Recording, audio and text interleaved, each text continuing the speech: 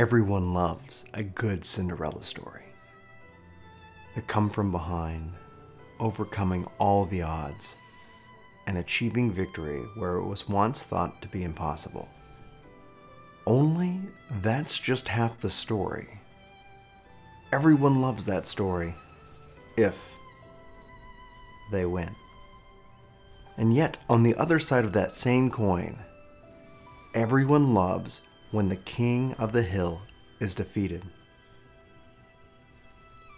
Heroes rise and we cheer them. Heroes win and we celebrate them, raise monuments to them, and sing their praises, but only for a time. As soon as we miss that story, as soon as we need that new underdog, we come and defeat the Titan that we ourselves created.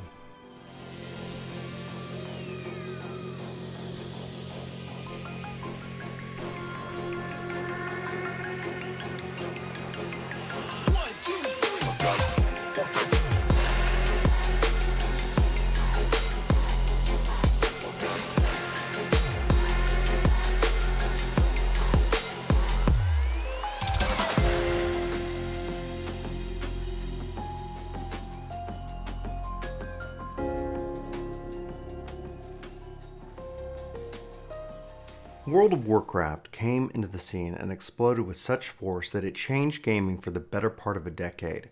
And yet with each passing year being king of the hill, people would ask, what is the next WoW killer? Investors flocked to anyone developing an MMO to see if they could take down this titan, or perhaps, more truthfully, carve out a nice profit from gamers willing to subscribe to their game too. Time and time again, year over year, this went on, and even to this day, World of Warcraft is still one of the largest subscription-based MMOs on the market to date. An impressive feat when you think that in 2019, it will have been operating for the past 15 years. 15 years as king.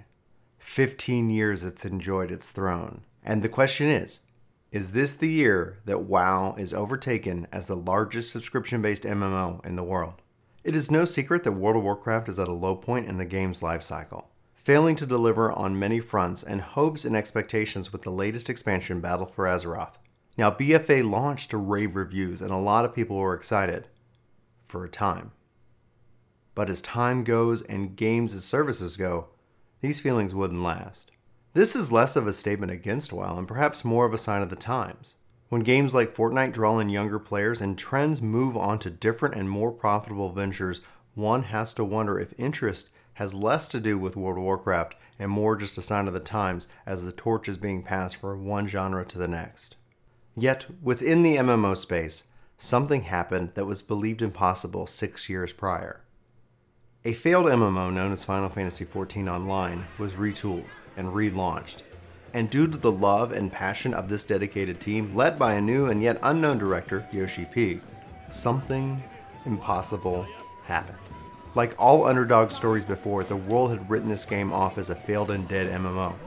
But despite that, the game relaunched to rave reviews and cultivated a fanbase, giving them a continuous flow of updates and, everyone's surprise, even a few expansions. Now, what's unique about this story is that even the director himself thought that the latest expansion, Stormblood, might have been the apex of the series. But even he was proven wrong with the launch of Stormblood back in 2017. Yet, Final Fantasy XIV has never shared out its subscription numbers, and this has been a practice from the beginning. Now, as time goes on, more and more players find their way into this game.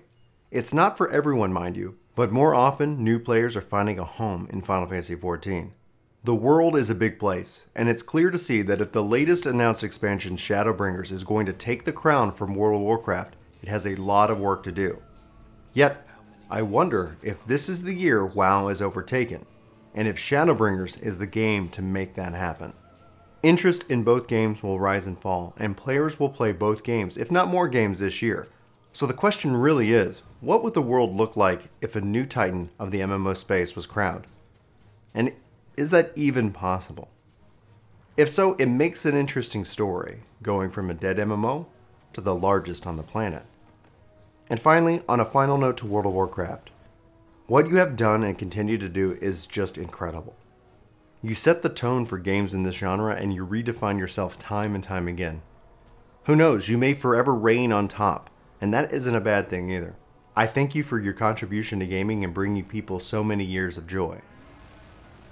Anyway guys, this has been Brian for Work To Game. I thank you so much for watching this video. Let me know what you're thinking in the comments below. Is this going to be the year that 14 overtakes World of Warcraft? Is that even possible? Does it even matter at this point? I'd say as long as people are having fun and enjoying the games with their friends and the people they love, that is exactly the world that I want to live in, and those are the games that I want to play.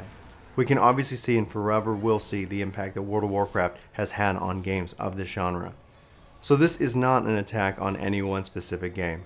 And even if 14 can't overtake WoW in terms of subscription numbers, I honestly don't think it really matters at this point. Like I said, play the games you love with the people you love, and just enjoy it as much as possible. This has been State of the Game for January 2019. I'll see you next time. Hey, it's me. It's been a while since I talked to you guys directly this way, but don't tell anybody. We've got even more epic content planned for this channel. The response has been incredible. We hope to see you. If you're new, hit subscribe, leave us a comment. I'd like to talk to you more about video games. I can't seem to speak my language. All right.